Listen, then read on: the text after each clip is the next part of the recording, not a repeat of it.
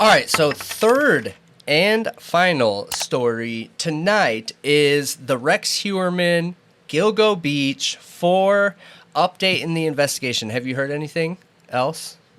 Okay, so one of the things that if you guys have been following those videos and cases that we've talked about is there's no way that he's only connected to these three, potentially four. Right now he's only charged with three, but they're very openly saying that he has connection or is to blame for four of them. However, when looking at the cooldown period on Rex Heuermann, it doesn't make sense that he doesn't have more. A serial killer that is active and killing does not go out there and do like a group of them and then just stop. Normally the only way they stop is like age or an injury or something like that, Something right? in their life changes to where they can't easily go do it anymore. Yeah. So they've been pretty open about the fact that he's connected to four of them, but that doesn't make a lot of sense with his cooldown period and how serial killers have a cooldown period where like their whole life, it's just they're either going up or going down, but they're always going forward. Until you know what I something mean? stops them. Until something stops them. So during the cooldown phase at the peak will be a murder, and then they'll cool down from that murder using the memory of that, the situation of that Until to they get the get itch. through. Yep. At the bottom, that's no longer enough anymore, and they need someone new to think about, right? So with Rex Heuermann's and looking at these victims, we know there has to be more. It just doesn't make a lot of sense that there's not, okay? Well, a woman has come out in the South Carolina area, okay? So missing South Carolina woman, Julia Bean. Her daughter came out. Cameron Bean. Okay, Cameron Bean. And it's her sister too, right? Yeah. Her sister and the daughter. I think I saw an interview with them actually. Yep. So the daughter came out and said that she has an eyewitness account where she believes that she saw Rex Heuermann's cars, one of them that he owns today and happened to see in the FBI video, and remembers right around her mom going missing, like literally the day before she went missing, saw her with him and could identify him and could identify the car. What's interesting is Rex Heuermann has a connection or owns... He owns a piece of property in Chester, I thought, South Carolina. Yes, in Chester, South Carolina, only 80 miles from this person. And it's just a piece of land that he owns. And it is just a piece of land, and yes. his brother lives down there, too. I know, but that is a huge coincidence, okay? Yep. And look, we say all the time there's not a lot of coincidences in murder. There's definitely none with a serial killer. Yeah. Like, none, okay? So I think that she's totally onto something here. Yeah. And she just happened to see Rex Heuermann on the news, happened to see the cars, and was like, oh my gosh, I remember that. I remember that vehicle. I remember seeing my mom getting in that car. Her mom ended up leaving that day without a cell phone and just never came back. So sad. There's some big questions here too with this, because Agreed. So the mom wasn't very reliable, was in and out of their lives, part of the street game like most of these women, so it matches Rex Heuermann's MO, and they didn't report her missing until 3 months later. Oh, so wow. Yeah, August, September. Yeah, 3 months later. So she went 3 months with being gone, and they didn't say anything because it wasn't uncommon behavior for that to happen. And then at the 3 month mark, they're like, "Whoa, she's been gone like way longer than usual." Yeah, I can't get a hold of her. She hasn't called to update. She hasn't called to check. Nothing like that. So the FBI is absolutely looking into this, and they're going to start investigating that. I mean, look, if I was the FBI, I'd be grabbing my cadaver dogs and going to that property. Yeah. You know? Yeah, I'm kind of curious why they haven't searched that property like up and down yet. If they just Maybe can't get they the have. warrants yet. Maybe they have. I don't know. Or maybe that property isn't a dumping ground. I mean, is Rex Heuermann smart enough to own a piece of property but not use it as a dumping ground? Yeah. Right? Because technically the bodies at Gilgo would have already been found and found out. And he probably is way more careful with his... Or maybe, yeah, I mean, it's his actual property, so yeah, that would be kind of dumb to, like, use it as a dumping ground when your name is attached to it. I agree 100%. And I feel like this is another one of those situations where in our news topic updates we were talking about BTK and some of those coincidences with, you know, a blonde victim showing like in his journal of planning of victims, right? And it matches perfectly the color of the victim who went missing's hair and dress and all these things. Like, dude, too much of a coincidence. I look at this and I'm feeling very similar in this situation too, where the daughter can remember and identify the car and the color of the car, not the exact make, but like that it was a sedan, silver, things like that. And Rex Heuermann. And Rex Heuermann's 6'4", like he's a big dude, he's going to stand out. He's a distinct looking person. He is, absolutely. I even feel like his facial features are too. So, yeah, absolutely. And then she reaches out, come to find out he has property that's within an hour and a half drive of this missing person. I think that we're going to see bodies start stacking up under him. I agree, because I just don't feel like it's even possible for it to have only been those on Gilgo. I agree, based on cooldown times. Yeah. And one thing to remember, you guys, I know we've said this before, is the FBI said they picked him up early. Because they were seeing him start escalating. So they were probably watching him as he was going through a cooldown phase and started seeing him escalating, reaching out to new women, looking for a new victim, harassing, all these things. And they felt like, hey, there's a very real possibility someone could get hurt here. We need to pick him up now. Yeah. So the fact that that's even going on at all, that the FBI had to step in early at all, proves that he's still active. Yep. I definitely think so. There's nothing in his life that seems like it would have stopped him yet. He's not too old. You know, his family seemed like they had no idea. Like, I agree. It just doesn't seem like he would have any reason to stop. And based off his internet activity leading up to his arrest, looking for underage children, getting hurt in specific ways. Still like, harassing sex workers online and family members of victims and everything. Like, he was still doing everything. The dolls, yes, I agree with you. Yeah, I mean, the whole, if you haven't seen that video, the dolls at the victims, like, you know, little memorials and stuff is super weird. Yeah. And I'm willing to bet it was him doing it. Yeah. No, me too. Especially when looking at some of the dolls they pulled out of his house. There's obviously some kind of weird connection. And maybe he looks at these women like dolls. Yeah. Maybe. I just don't. Well, that was a BTK thing too.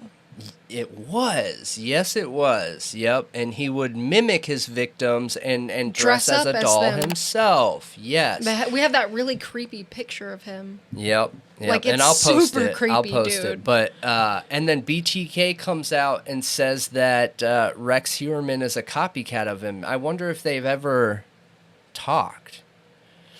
Wouldn't that be crazy if they started writing each other letters or something? I've always wondered. Should they be allowed to do that? In the I don't know. In this, as long as none of them can get out, I guess. What does it matter? Serial killers supporting serial killers. They form a group. Right. In the 70s and 80s, there's a lot of situations where serial killers came across other serial killers. How do they identify each other? Like, what stands out? Is it just that a sociopath like them has an antenna in their head that they're able to pick up the same kind of body language and micro expressions that they're using, so they know? They're like, this person, like, I got them. I got a beat on them. I have a feeling that serial killers probably can get a beat on other serial killers. Yeah. because like as like addicts do it too. Like they Yeah. can get a bead on another addict, or you know, somebody who's worked in sales. Like, can't you get a bead on somebody who's also worked in sales, and you can see those tactics and speaking and stuff? Depending on, the type of conversation, but Yeah. So I feel like when you have really good, extensive knowledge on something, and that makes you a certain type of person, you can more easily pick up on those things. Now, you might need to confirm it in certain ways, but I think you could get a feeling. No, you know? Absolutely. Like, I think that other person is that, and then, I don't know. I've never heard of serial killers linking up or anything, though, so... Oh, I'm sorry. It was actually 6 months later, not 3 months. So Julia Ann Bean was last seen in Sumter County, South Carolina on May 31st, 2017. And her daughter reported her missing November 18th of 2017 that year. The Sumter County Sheriff's Office said in a news release. So, wow. Yeah. That's a really long time. It is a really long time. The interview I saw of the sister, so that girl's aunt, it was on News Nation. It was Ashley Banfield who interviewed her. I mean, there's nothing wrong with the interview, but the sister, like, she's obviously a grieving family member, and I feel bad, and I have empathy for her, but she did say some odd things in that interview. Yeah. It was a little odd. Like, and she even talked about her still being alive out there. I was like, how do you think that Rex Heuermann killed her but thinks she's still alive? Right. There were some odd things where I feel like she's like, I don't know if it's because she's grieving. It just didn't seem totally logical. Yeah. So it made me have question marks around them claiming that she could be a Rex Heuermann victim. But it wasn't an interview with the daughter, you know. I don't know. I think that when somebody just goes missing, that leaves a lot of question marks. And that's why it's so important that victims' families get this kind of closure, because otherwise you're left with the unknown. And when you're left with the unknown and hope simultaneously, it's really hard for somebody to close the door on hope and say, okay, that's it. I'm taking the stance that they are gone. Okay, that is a very hard thing to do. And honestly, there's no logical reason to do that. You're stuck forever with that door open between hope and admitting they're gone, you know? And I feel like that it just sucks. That's a horrible situation to be in. It is a terrible situation to be with, especially for the child in this situation. Well, she's not a child anymore, I don't think, but for her daughter to be stuck like this, like, without knowing what happened to her mom. And who knows? Hopefully she isn't a victim, you know, but... Hopefully she isn't, but... I'm glad at least it opened a door to investigate. And I think there's a lot of potential cases out there where Rex could have been involved. Yeah. No, I agree with you. He's clearly been at this for quite a long time. This is going to be a BTK situation where you have years later cold cases being brought up. Could this have been Rex Heuermann? Absolutely. It's going to be just like BTK, like what we're dealing with now.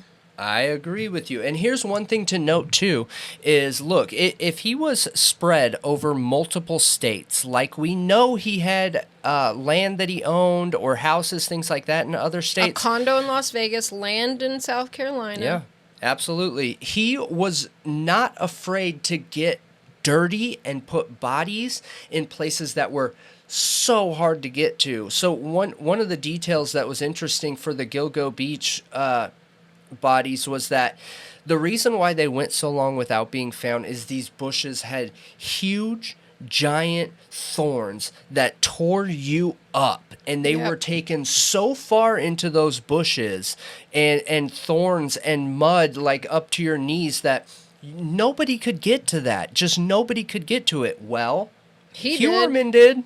Heuermann did. So he was dedicated in putting these bodies somewhere where they weren't going to be found.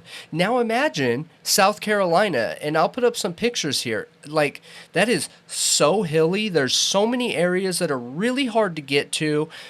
Who knows where the dumping grounds could be? You know, they have caves in South Carolina that, like, people know about, don't know about, all kinds of stuff. Oh, yeah.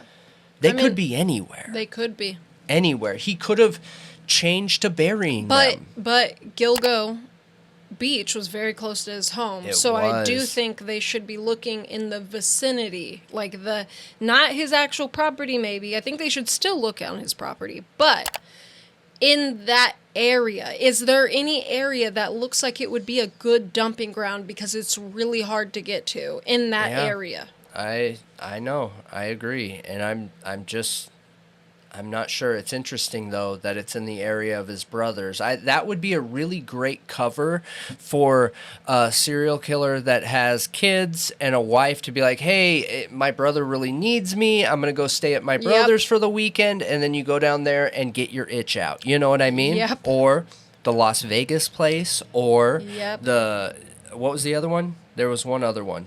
I think they had 4 areas. They did? I think so. Maybe it was Florida. Oh, I'm not sure. I only know about the condo in Las Vegas and the land in South Carolina. Okay. I don't know about any others, but I could be missing it for sure. Interesting. Because I did hear something about Atlantic City at one point, and I don't know if they owned anything there, but I did hear about them possibly connecting some murders of sex workers to him there. Yeah, they ruled him out there. Yeah, they did.